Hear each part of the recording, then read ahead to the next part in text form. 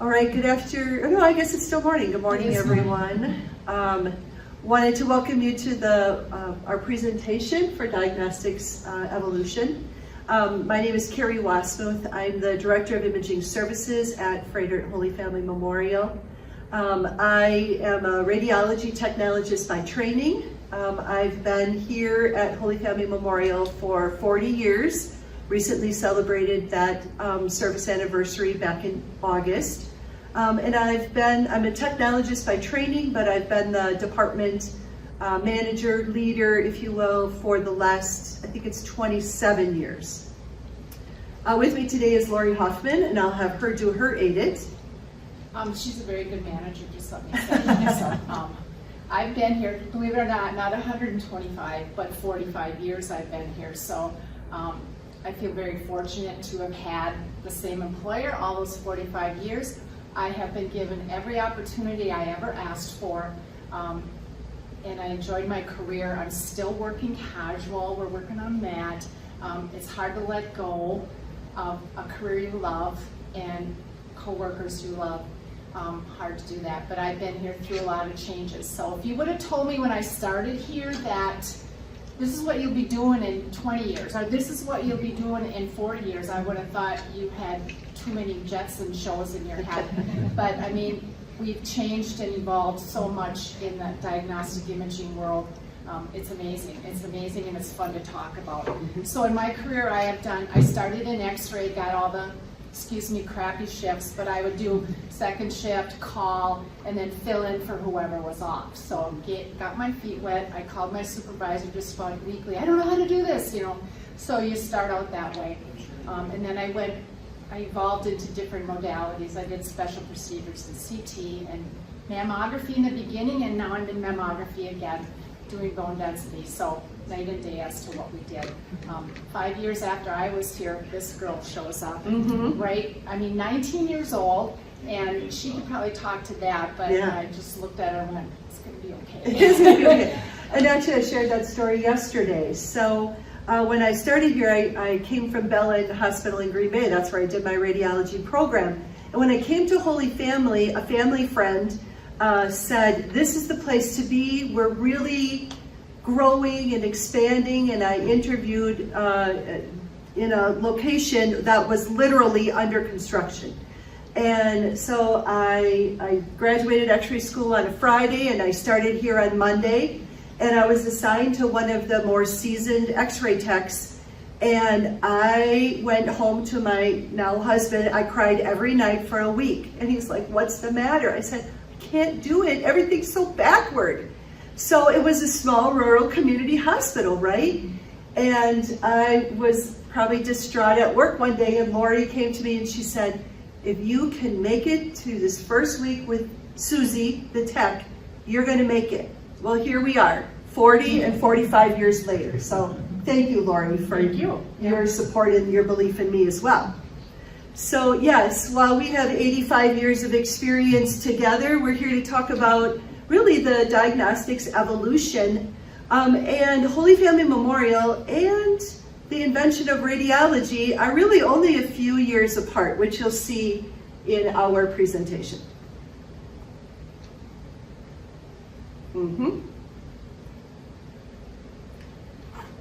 Okay.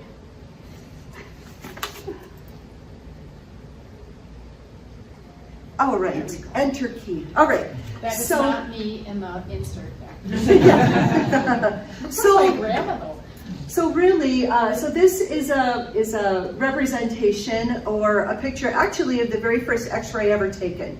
Radiographers know this whole story. X-ray was invented really accidentally by a German physicist, Wilhelm Conrad Röntgen, who's presented here. He discovered X-rays back in 1895, so 120, almost 129 years ago. He took an X-ray image of his wife's hand, which you see represented on the left, that clearly showed the bones of her hand as well as her wedding ring. He discovered this mysterious rays could pass through solid objects, casting shadows on a receiving device or plate, if you will. he named them X-rays after the algebraic term for solving for the unknown. So thinking back to, algebra in grade school and high school, you're always solving for X. And that's really how X-ray got that terminology. And he always intended to formally name it or to give it some other appropriate name, but that never got done. So X-ray actually just kind of stuck.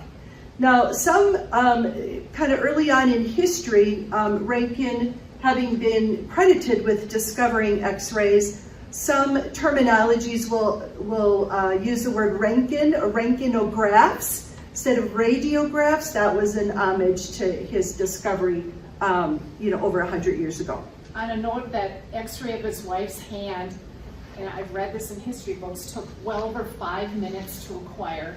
So you can imagine holding a body part for 5 minutes, where now if we would do a hand X-ray, it's milliseconds. So the difference from that to this, and they found out that after X-raying for fun, that parts were turning red and falling off. So, X-ray is dangerous when overused. When I was in school, we were taught to be respectful of it, not to be afraid of it. Again, night and day from what this was to what we do today. So. Absolutely. Thanks, Lori. And X-rays were back then really a novelty, right? Because no one knew of the harmful effects until later. And so by the end, though, of that very next year, doctors around the world were using X-rays to identify bone structures, locate foreign objects, assist in surgical services, and things like that.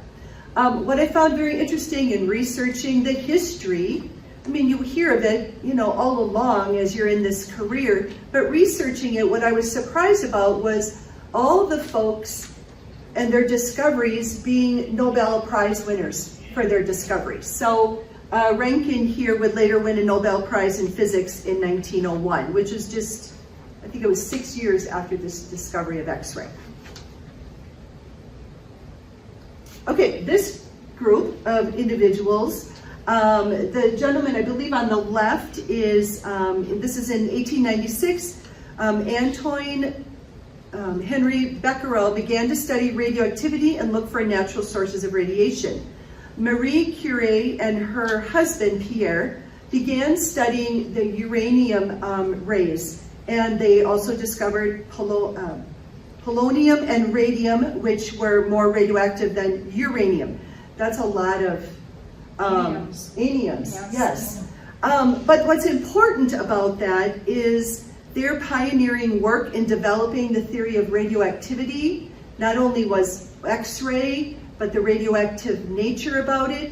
And then Curie was also credited with early cancer treatments using radioactivity, which is a process that continues today. So if you think back to your science class and your periodic table, a lot of what Carrie was talking about, those elements are on there. They just found that these elements had certain properties that they could use in the medicine world for treatment or for diagnosis, and that was a huge undertaking. Absolutely. I have a question. So Yes? what did Rankin use for the first X-ray? What mineral did he use for that?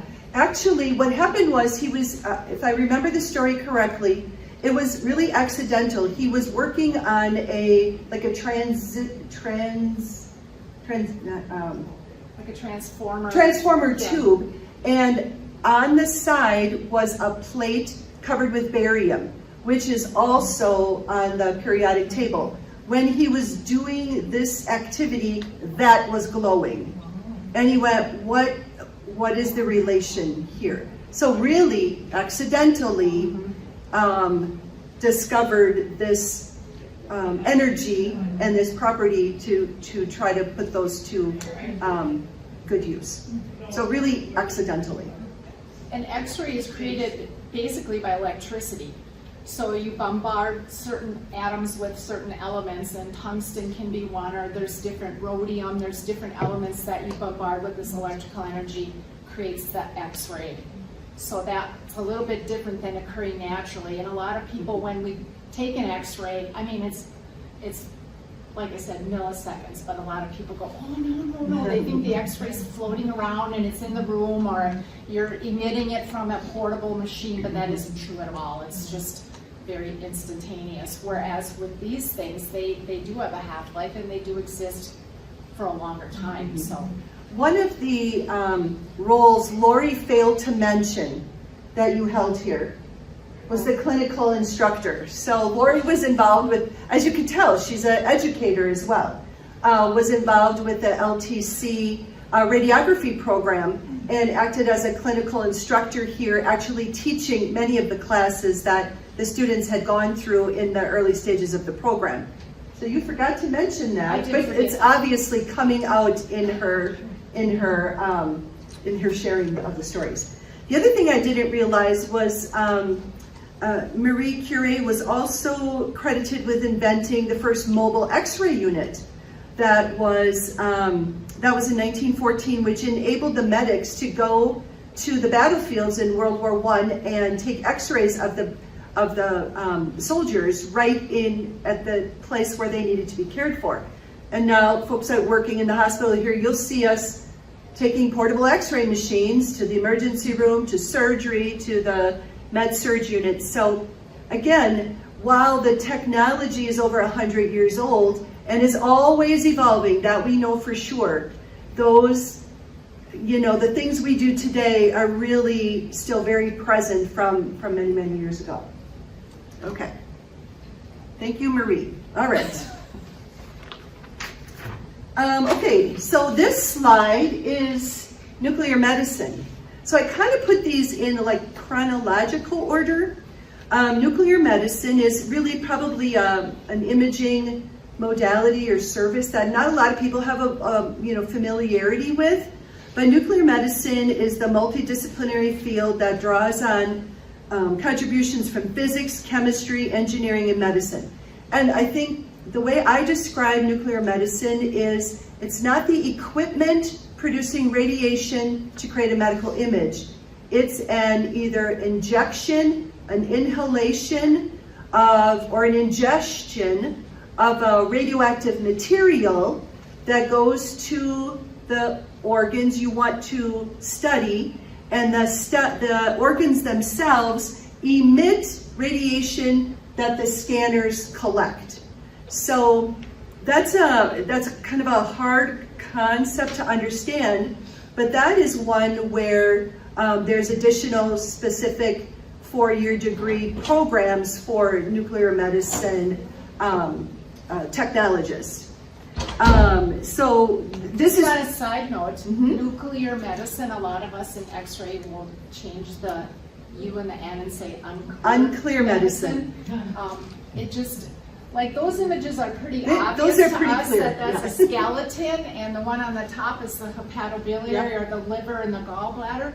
But some of them are like, oh, what? It looks like a horseshoe, or it looks like, so it's a little bit different than what we are used to looking at, which is a pretty definite representation of the body. So right, and X-ray really is a lot more anatomical, where nuclear medicine is a lot more physiological. It's seeing the function and the form of the body organs or the lung tissue or the skeletal areas and how they work physiologically rather than just a visual anatomical picture. So we do have nuclear medicine here at Holy Family Memorial. I believe we've had it ever since I've been here, so 40 years. And so about, I would say it's probably about 80 to 90% of the work we do in nuclear medicine is related to the heart. So nuclear cardiology, where we're injecting radioactive material to see how the heart functions, whether there are areas of the heart that have a defect, maybe there have been a heart attack or not blood flow going to that heart wall muscle. That's about 80% of the work that we do in nuclear medicine. We still do bone scans, and we still do probably not a lot of liver scans, but gallbladder scans, lung scans, things like that. So we do have 2 nuclear medicine cameras here at Holy Family Memorial. Okay, what else do we need to know about nuclear medicine? About 1951 was the invention of the gamma camera. That's this device right here.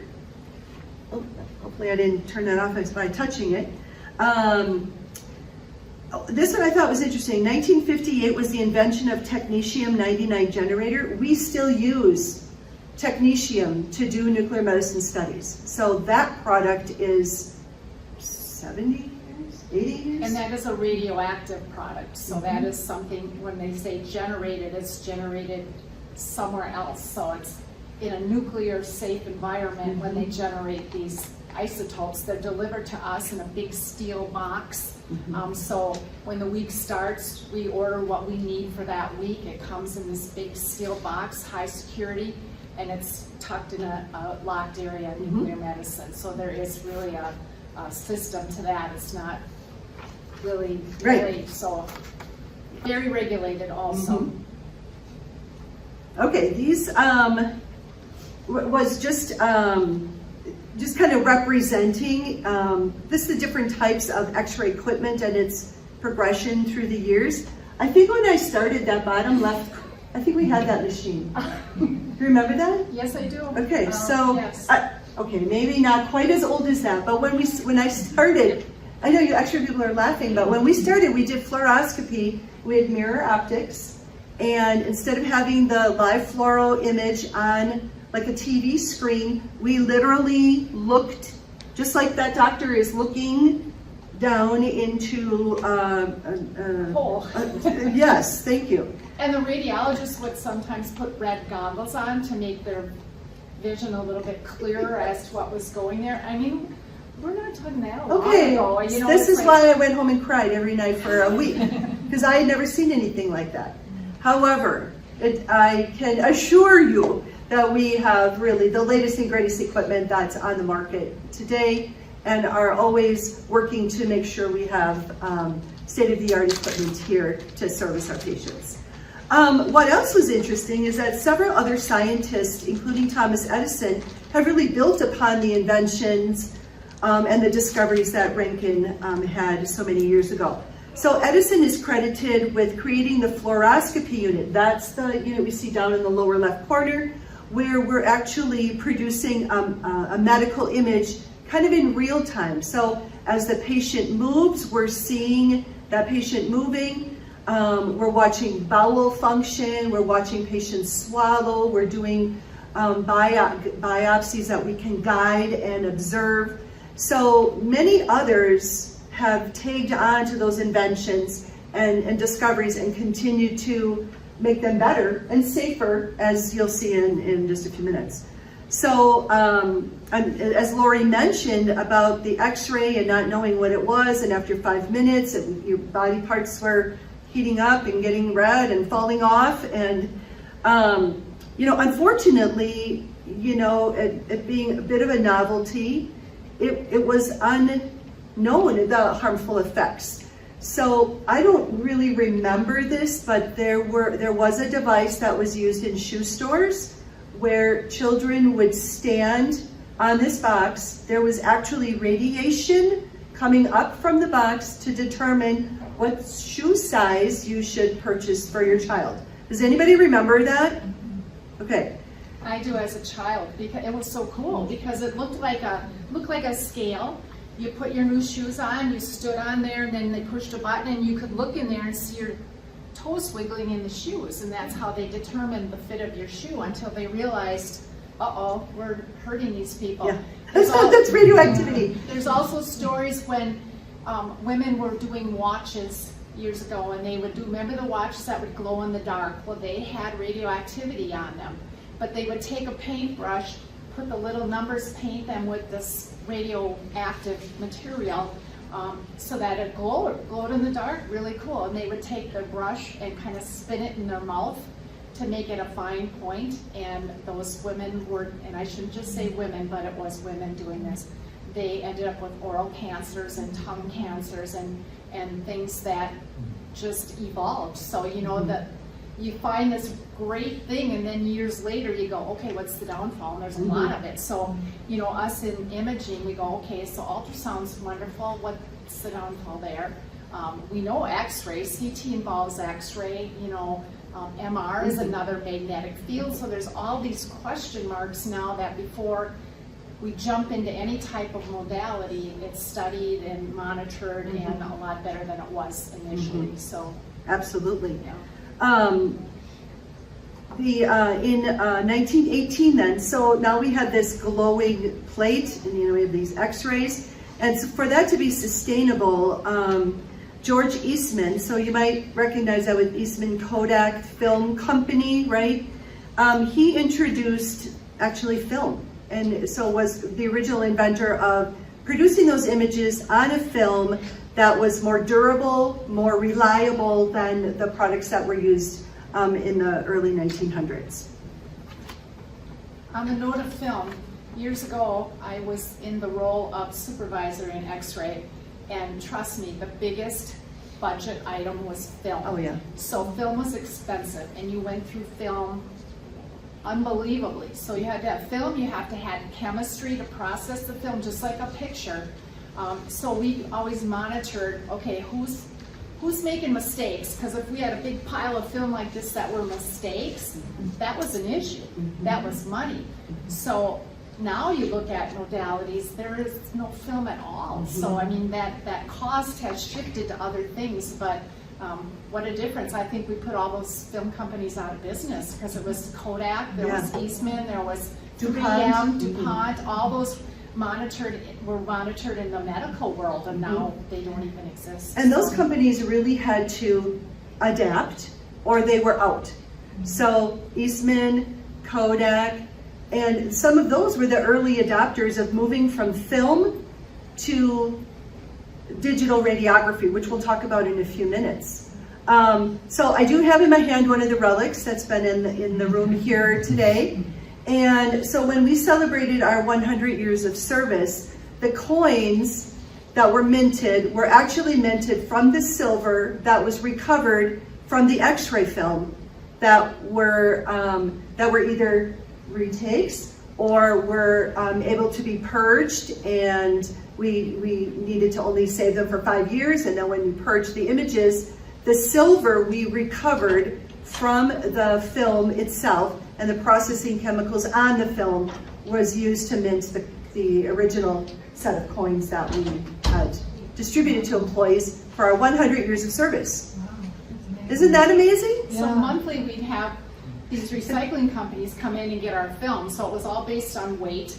So after they would weigh what we had, they would take that and it would be incinerated, and then one of the residual products was silver. So it was a win-win for everybody.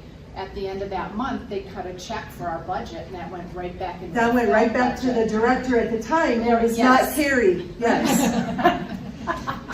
In keeping with sustainability, not only then years later, then not only were we stripping silver, but the cellulose that was the actual film itself, that was also a recyclable product. Went into making like park benches, like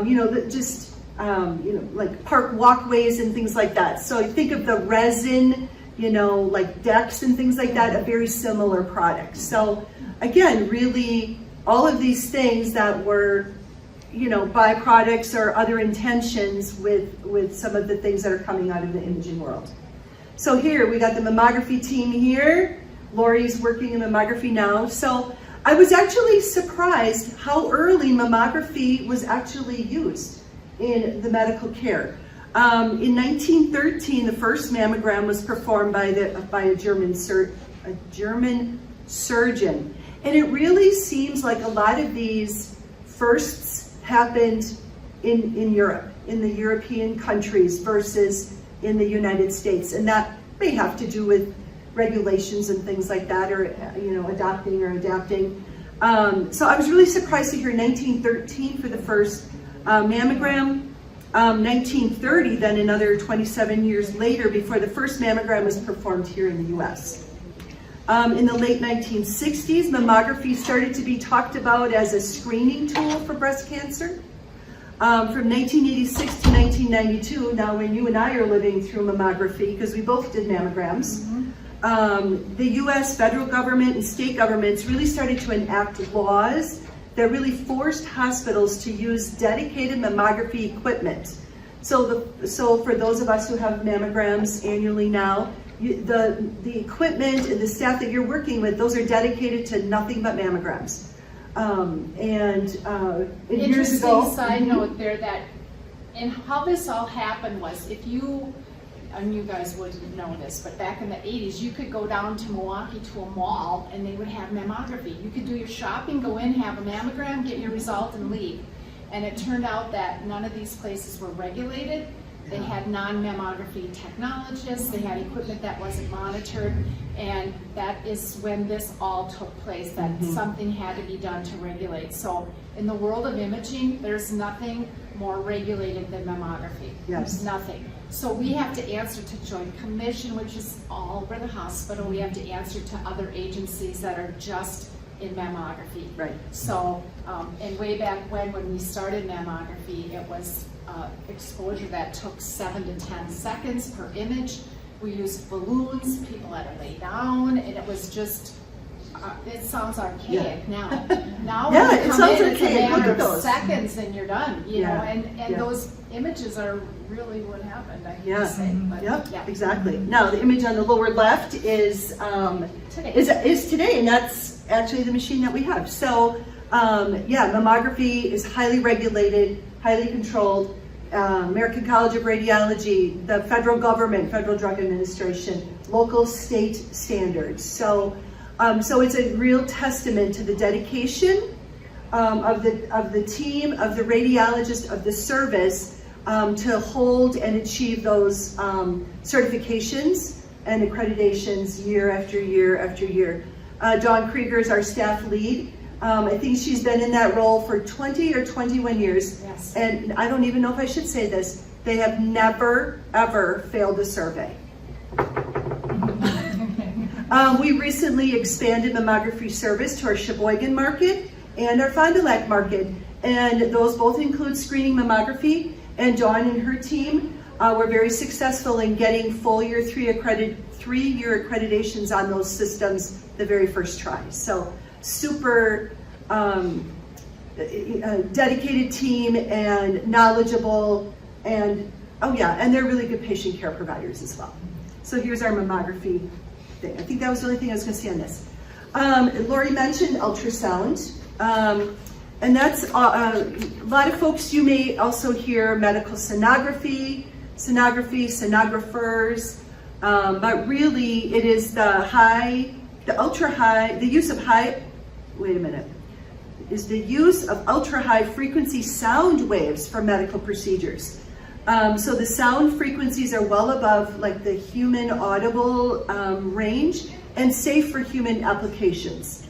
On the left, you'll see Dr. Ian Donald, again, a European, a Scottish physician. He begins to investigate the use of ultrasound to diagnose gynecological problems in female patients.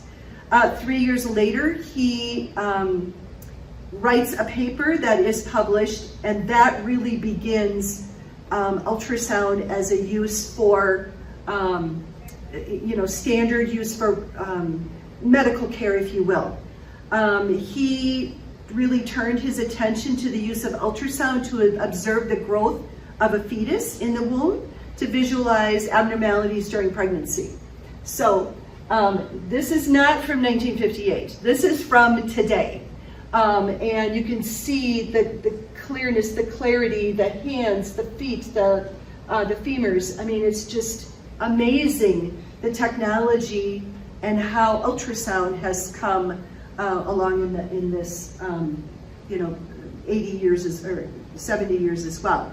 It was in the 1990s that ultrasound really became routine in pregnancy, just checking the baby's abnormalities, pick up any, pick up anything early we could be prepared for, make sure they're developing properly. When I had my daughter in 1988, that was before 1900 or 1890s, we didn't do ultrasound on every pregnancy. That was not yet in the common practice. When I had my son in 1992, we did do one ultrasound. So just in that period of 4 years, the medical community's philosophy really changed. And it's always driven too by insurances, which we don't have to talk about, right? A lot of times, and even when we came out with the 3D mammography, and we did it in 2016, insurances weren't paying for it, and it's by far the gold standard. So we as a facility said, well, if your insurance isn't going to pay for it, we will absorb the cost. And now there's still insurances that don't pay for it. Not many, but there's some. Yeah. But I mean that, and some of that is, you know, like she's talking about every baby having an ultrasound. Well, if insurance didn't pay for it, then people would go, no, I don't think so. Right. But now you can actually go to medical facilities that are like artistic with your ultrasounds, like a boutique setting. So what a difference. Yeah, and in all the years that ultrasound's been, you know, an imaging modality, that we've not heard those same stories like X-ray, you know, where the body part turned red and oh my goodness, there's, you know, concerns. That doesn't mean we don't still use imaging modalities to diagnose, treat, care for patients that has medical need, right? We don't just run everybody through the CT scanner because, right? So there still has to be a medical reason or medical effect for the services that we provide. And we do many types of ultrasound, not just obstetrical, not just of babies, but we do ultrasounds of the heart, blood vessels, other abdominal body parts, and really like the latest is musculoskeletal to look at joints and ligaments and tendons and tissues and things like that. So, and a big part of ultrasound now is breast ultrasound. Yes. With our 3D mammography, we're seeing more than we ever have. Was it always there is the question. Is it something we need to be concerned about? We need to redefine with an ultrasound. So there's a lot of mammography driving the ultrasound world to give a better, clearer answer. So. Right, and you know, something I've always thought about too is all along you're hearing about the new modalities that have come into play in our medical community. There's never been a single modality replacing another modality. So X-ray's been here 129 years. When ultrasound was invented, it can't do everything X-ray did or does. There are certain procedures that ultrasound does now that we used to do in X-ray, like venograms. So we would inject X-ray dye into the veins in your foot to look for blood clots in your leg. Hated those procedures. Painful, but now ultrasound is called upon studying the venous, the blood vessels. So yes, this procedure is replaced by that procedure, but no modality, even today, replaces any other one. They're often used in concert with each other. You know, I have a pain in my leg. Do you have a broken bone or do you have a skeletal issue, right? So we're going to do an X-ray. Maybe then we're going to see ultrasound. Then maybe we're going to do an MRI. So again, very complementary to each other. Speaking of CT, yes, CT scanner. Yes. This is where Lori spent a good amount of time when you were here. 7 years I did CT scanning. In fact, when I first went into CT, we didn't have one. So we had a truck that would come and from somewhere else, and I used to come in my own time and kind of hang out with that and go, this is really interesting. And when we got the CT scanner here, I was fortunate enough to be in on that. So the one that you see in the upper left-hand corner, I actually saw that one. That's up in a museum. So that, it only did head scans. But when we got ours, it was like state-of-the-art, and it was great. The first time we used it, each revolution of the machine took like 7 seconds. Now you can scan an entire body in 7 seconds. So that's how different it was. The patient would have to hold their breath for 7 seconds, and then again, and then again, while you obtain maybe 50 to 100 images. Now you can do all those images in 7 seconds, if not less. So how things have changed. The one thing that you'll hear from us that's consistent through everything is the human body. That hasn't changed. It's so how we work with the body, how we see the body, a human being, that's hasn't changed. Everybody's different. So part of being an X-ray is not only knowing the human body, knowing the person you're working with, knowing the technology and putting it all together. So I've always felt fortunate to be in this career. I always have. Yes. And I think that our team here is marvelous. So I'll just throw that in there. There you go. And CT scanning was conceived back in late 1960s. 1971, first scanner installed in England. Again, the Europeans being perceivably or conceivably being a little bit ahead, a little bit more progressive perhaps. A lot of people still call CT scanning CAT scanning. And that is an acronym, right? So yes. CT was computed axial tomography. So it really came up a lot with CAT scans. People still use that commonplace. We typically call it CT scanning, CT scan. And CT uses the same technology as X-ray, where we're using, Lori talked about electrical radiation, pass through the body, produce an image. The difference in CT, or the CAT scan with the A for axial, is we're creating two-dimensional pictures, or a cross-sectional anatomy picture. So when we think about this, think of a loaf of bread standing, crust to crust. I'm going to pull out a slice of bread. That's my CT scan. So if I were having this abdominal CT scan, cut me right here, take the top part off, and look down. That's what we're looking at. And CT can detect things that you can't see on regular X-ray, like tissues and kidneys and liver and the spine and the blood vessels and the intestines, and you see all of those kind of called out there. Those are things we can't see on the conventional X-ray. Conventional X-ray is great for broken bones and initial causes of pain or discomfort. And then we progress in complementary services. And while as a patient that may feel a little frustrating, why am I not starting off with the CT scan, right? Because that may be more than you need. If we have a solution or an identification of a problem with a general X-ray, that's where we start, right? So sometimes that does get a little frustrating for patients as they go through their medical care. So as far as the CAT goes, when we say axial, that is what an axial slice looks like, because in the beginning you could only do one direction.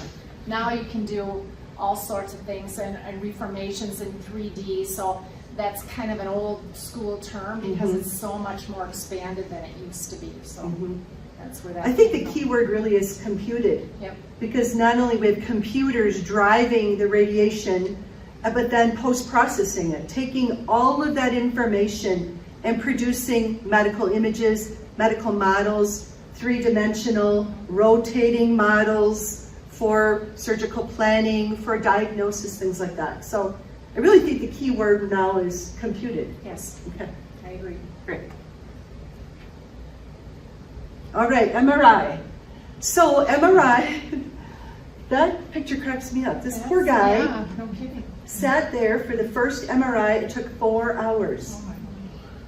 Now, I'm not sure if he exactly took 4 hours, but the first MRI literally took 4 hours to produce a medical image.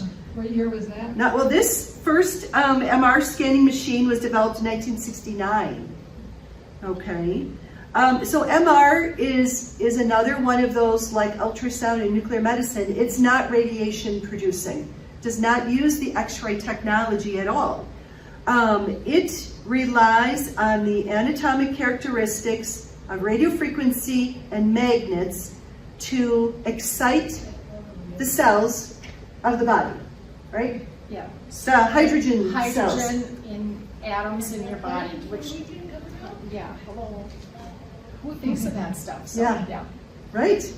And so they know that as the magnet and radio frequencies are turned on and off, they excite the atoms and they get out of line and then they go back in line. And there is an expected response. And if that response is not what they expect, it's going to produce something different on the image. So here, MRI is using no radiation. That doesn't mean it's always safe. So imagine the strength of a salvage yard magnet that picks up a car and puts it into the crusher, right? That seems like that would be pretty strong. That's the strength of magnets we have in medical imaging, okay? So there are, this is a highly, right word I want to use is like a high safety risk, if you will.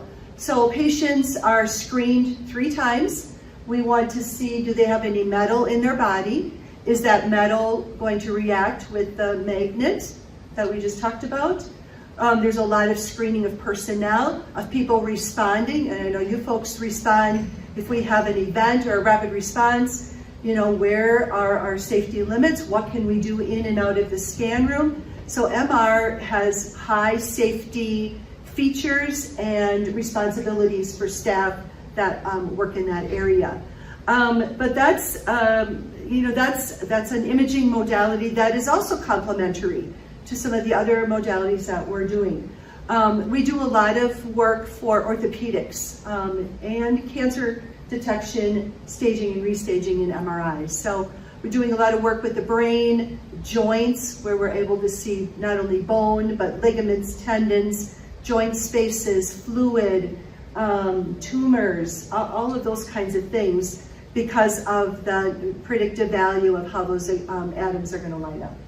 And unfortunately, you might see stories about tragic things that happen, like an oxygen tank becoming a projectile, and it's going to head right into that circle or the gantry. So people have been killed because of the wrong type of equipment being in that room.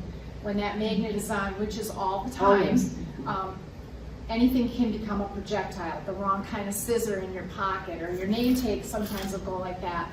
So that's why we screen people 3 times. They go, oh, again, but you know. Yeah, were you listening the first time? It's surprising though, like, you know, you talk about it the first time, and then, okay, my appointment's on Friday. Oh, you know what? I didn't remember that I had that put in my knee, or I have a anchor in my shoulder. And then you think about it, and then you ask them again, and then we ask them a 3rd time, and then actually, as the staff and the patient enter the scan room, there's actually like a metal detector giving us one more check as we go through.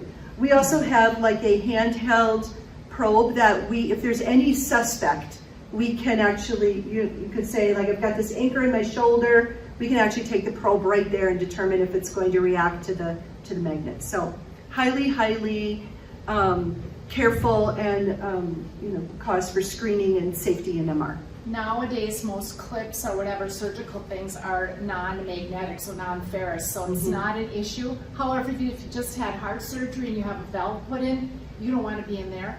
So there are certain incidents. And we don't want you in there. We don't want you in there. So there are, most of the time it's okay, but there are those exceptions where it's not. Yeah, and MR isn't a service for everyone either. Patients who have pacemakers, or they have coils in their brain, or they have stents in their heart.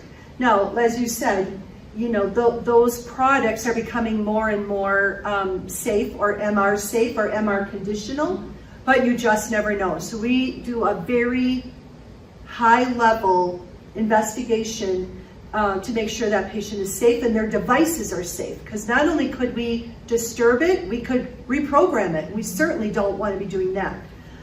With our affiliation now with Freighter, we have a specialized team, an MR triage team. They screen every patient who has metal. They make decisions about what scanner can that patient be safely scanned on, and then we adopt their protocols for scanning those patients safely. And most patients have a card, which is nice. If you get some type of implant or device, you're given a card, and that's an important thing to hang on to. So that tells us when it was put in, what it's made out of. Right down to the lot number. Right down to the number of the equipment that's in there. So it's helpful. Right. And Lori mentioned when CT first came to Holy Family, it started in a truck. And then once we demonstrated need and had the room environment, we brought that service in-house. MR was the exact same way. So it gives us an opportunity to try services, make sure that that is a need for our community, and that we can support that. So MR was the exact same way. We had MR come on in a truck until we were ready and able to bring the systems in-house for our patients. Lori mentioned we talked about the film, or the plates, and then the film, and then going to digital. That was really the next wave of evolution, if you will, is moving from X-ray film.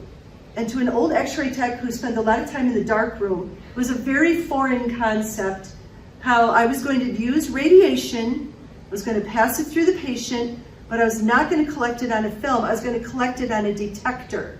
And that detector was then going to send that image, I don't know where, through the internet.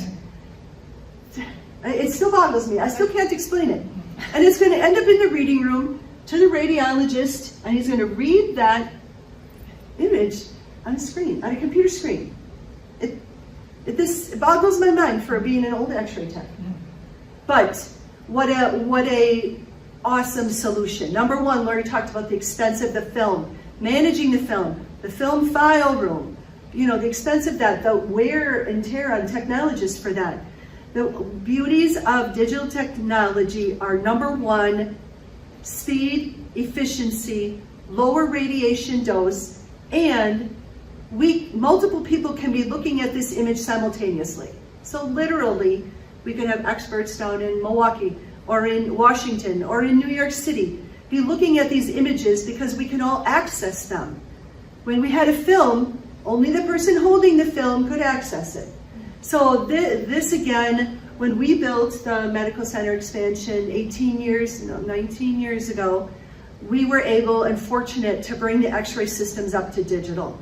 Another way that is helpful is going into the OR and taking the portable X-ray unit and the surgeon being able to see their image right there. We're not leaving the room. We're not going to the dark room. We're not waiting 90 seconds to process and come back. We're having instantaneous information for doctors to make treatment decisions.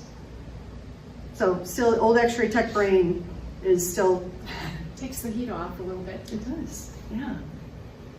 Yeah, so I mentioned all of that already. Okay, PET scanning is probably our newest imaging modality. And if we think of this as 1974, I think I was in 4th grade, PET camera was developed.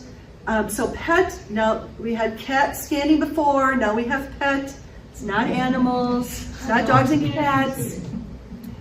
It stands for positron emission tomography. And this is where now we're starting to see the blend of those imaging modalities coming together into one unit to produce an image that has both components. So this looks a lot like that nuclear medicine image we saw earlier. This looks a lot like a CT scan. This is the fused image of anatomical and physiological. So here at Holy Family, we talked about, the utilizing services in a truck or a semi or contracted service. We currently have a relationship with a company out of the Milwaukee, actually the Madison area. They come up once a week and they provide PET service for us. And where PET is really, really important is in the use of diagnosing, staging, and restaging cancer. Because what PET does is we inject a radioactive material and it's tagged to go to the cells that need glucose. Cancer cells are so rapidly growing, they need that sugar, that glucose to grow at an abnormal rate. So when we do a PET scan, the radioactive material is tagged to the glucose material and the body absorbs it. And where there is high activity, this is a bad example because that's the heart, that's normal activity, but where you see a bright spot, where you wouldn't expect to see a bright spot, there's concern. Now, that could be infection, it could be cancer, it could be a reaction from something else, but that is where we are seeing abnormalities long before we can actually physically see them on a CT scan. This is an extremely important imaging modality and one that is really kind of near and dear to me. My mom had lymphoma for 20 years, and this was one of the ways we monitored her progression or her regression or her being in remission, was being able to see at the cellular level that she was all clear. So this is a very important, vital service that we provide. Most of this is related to cancer and oncologic processes, but we are also getting into studies for Alzheimer's and dementia and processes like that, which is certainly concerns as well. So this one I'm like super proud that we actually have this to offer to our patients in this community, because I know firsthand. And in 2000, so not that long ago, 24 years ago, PET-CT was named the medical invention of the year in Time magazine. So yeah, that just kind of sort of gives me goosebumps. Okay, this is probably really faint and really small, but this is what I've been saying all along. 125 or 129 years of discovery, the technological advances, I think you heard us say that as we went through the slides, from X-ray tubes to the generators, to the computers, to the detectors, and all of that. While some of it seems like it's not happening fast enough, when you go back and reflect, I think this has been on a fast track. And I've always said, we may do the same procedure over and over, but it's never the same. It's different patient, different circumstances, different scenarios, and all of these wonderful discoveries that we've been fortunate to not only have in our medical community, but also here at Holy Family Memorial. I think that's what's really exciting. Certainly, we talked about the advanced imaging technologies, and then of course we can't forget about us, the technologists. We've had a long history here, but also in the medical community, because it really, these discoveries led to imaging technologists or radiology technologists and the professions of that. Our primary responsibility is to create images of the patient's body so that we can help providers, doctors, nurses diagnose and treat disease processes. That's it. Just a couple points and we're almost done. So the imaging technologists, and I use the word imaging because that encompasses CT and MR and ultrasound. We're like the third largest group of healthcare professionals, obviously behind doctors and nurses, but I really think, and I see that in action here, we're a part of the team. You can't take, you don't know where to find that, tumor if you haven't seen an X-ray or a CT scan, right? We work together, we're all part of the team. Technologists work throughout healthcare. Yes, we work in hospitals, but also clinics.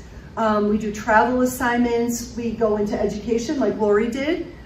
We do sales of equipment and supplies and things like that.